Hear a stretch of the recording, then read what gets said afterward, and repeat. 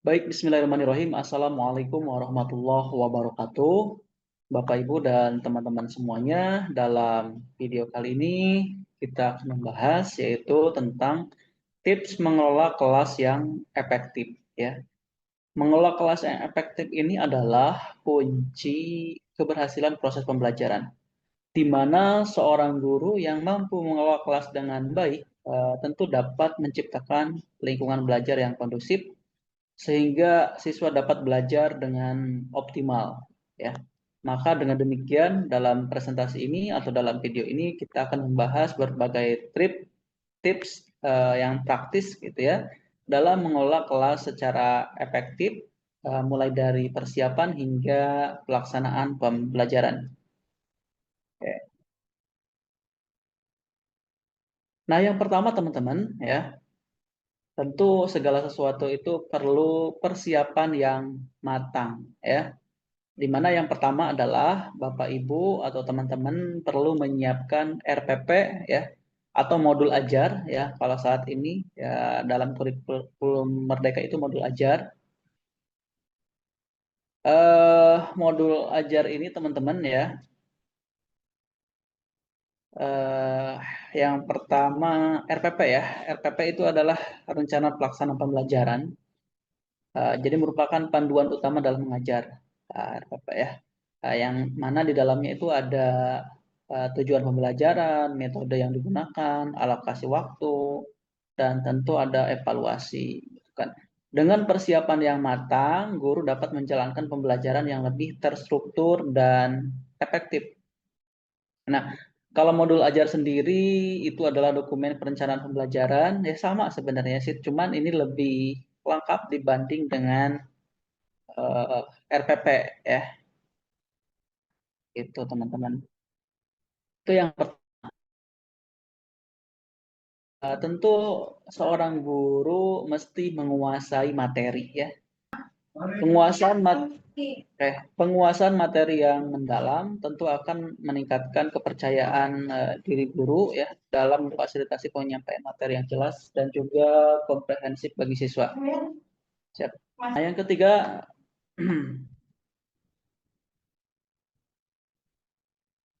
ketiga, Bapak Ibu ya, menampilkan performa terbaik ya, menampilkan performa mengajar terbaik. Jadi kehadiran guru yang penuh energi, antusias ya, tentu akan meningkatkan semangat belajar siswa ya. Performa yang baik itu mencakup apa saja? Suara yang jelas, ekspresi yang menarik ya, kemudian interaksi aktif dengan siswa. Itu ya Bapak Ibu semuanya. Kemudian selanjutnya adalah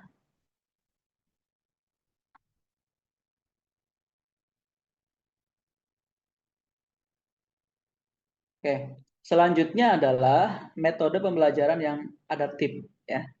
Jadi dalam hal ini teman-teman semuanya, bahwa metode harus disesuaikan dengan kondisi siswa ya, kondisi siswa. Jadi setiap kelas itu tentu memiliki karakteristik yang unik ya. Dengan demikian guru harus memilih metode pembelajaran yang sesuai ya. Entah itu metodenya diskusi, ceramah, eksperimen, atau pembelajaran berbasis proyek ya. Dengan demikian pendekatan yang tepat itu atau metode yang tepat tentu akan meningkatkan keterlibatan dan pemahaman siswa. Nah, dalam hal ini ada juga mengontrol disiplin siswa. Teman-teman atau Bapak Ibu semuanya perlu mengontrol kedisiplinan siswa. Nah, disiplin yang baik menciptakan lingkungan belajar yang kondusif, di mana dalam hal ini guru harus menetapkan aturan sejak awal ya, memberi konsekuensi yang jelas, serta menerapkan pendekatan disiplin positif siswa. Jadi kita sebagai seorang guru buatlah aturan dari awal gitu kan. Jangan membuat aturan di tengah-tengah kegiatan gitu kan. Jadi aturan itu kita sepakati dulu di awal ya, seperti apa gitu kan. Jadi gimana nih konsekuensinya kalau misalkan siswa itu melanggar peraturan ya. Tuh. Kemudian tips yang selanjutnya adalah lingkungan kelas yang mendukung. Nah, di mana di dalam lingkungan kelas yang mendukung ini perlu menata ruang kelas, ya. Tata ruang kelas yang rapi, bersih, dan menarik akan menciptakan suasana belajar yang nyaman dan kondusif, ya.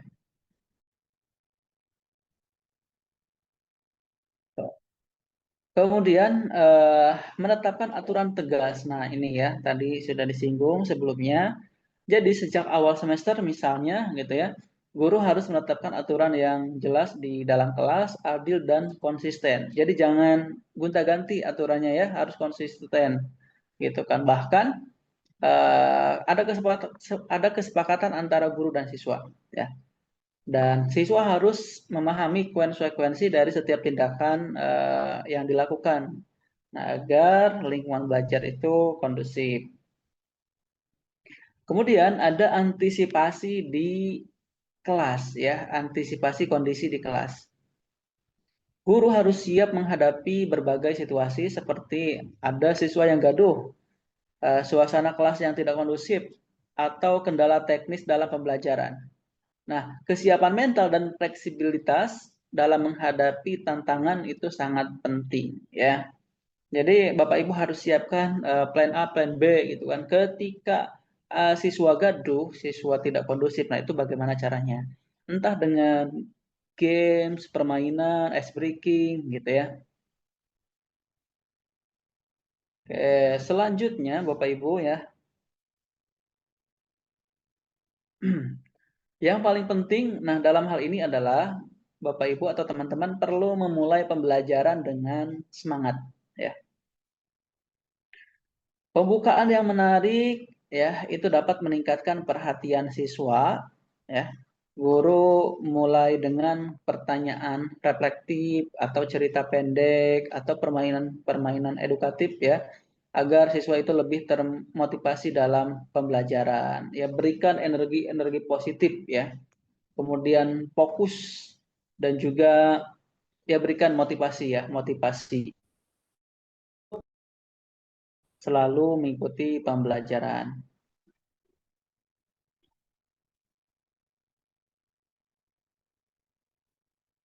Nah, ini ada hal yang penting gitu ya, Bapak Ibu semuanya, posisi guru dalam kelas ya. Posisi guru dalam kelasnya itu harus bagaimana gitu kan. Jadi posisinya itu guru ketika dalam kelas itu sangat berpengaruh Bapak Ibu ya terhadap interaksi dengan siswa. Guru sebaiknya tidak hanya berdiri di depan kelas, tetapi juga mesti bergerak ke berbagai sisi ya untuk mengontrol kelas ya, bisa mendekati siswa dan juga meningkatkan keterlibatan mereka ya, keterlibatan siswa ya. Jadi mesti bergerak aktif ya, berpindah secara berkala ya, kemudian memantau, memastikan semua siswa itu terlibat aktif dalam setiap pembelajaran, kemudian mendekati siswa yang membutuhkan bantuan perhatian lebih gitu ya, atau perhatian lebih. Tuh.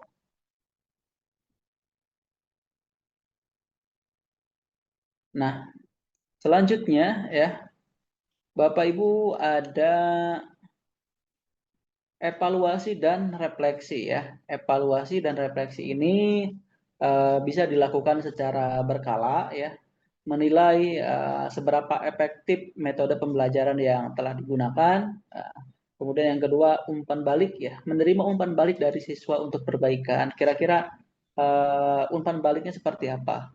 Untuk kita refleksi yang ketiga ya. Jadi dari umpan balik itu kita melakukan refleksi diri, bagaimana kekuatan dan kelemahan kita sebagai guru. Kita itu kurangnya di sisi apa, media kah, atau dari penguasaan materi kah, kan begitu ya.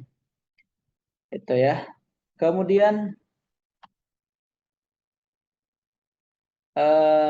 terakhir ya ini kesimpulan ya, kesimpulan dan tindak lanjut.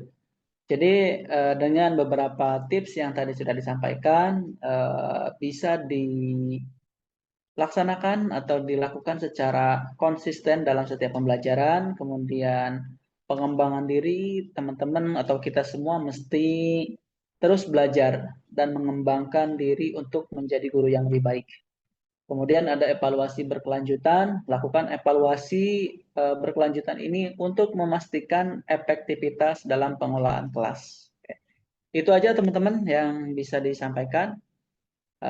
Silakan dipahami sama-sama dan juga bisa diimplementasikan atau berikan masukan-masukan terbaiknya, silahkan boleh ya. Terima kasih. Assalamualaikum warahmatullahi wabarakatuh.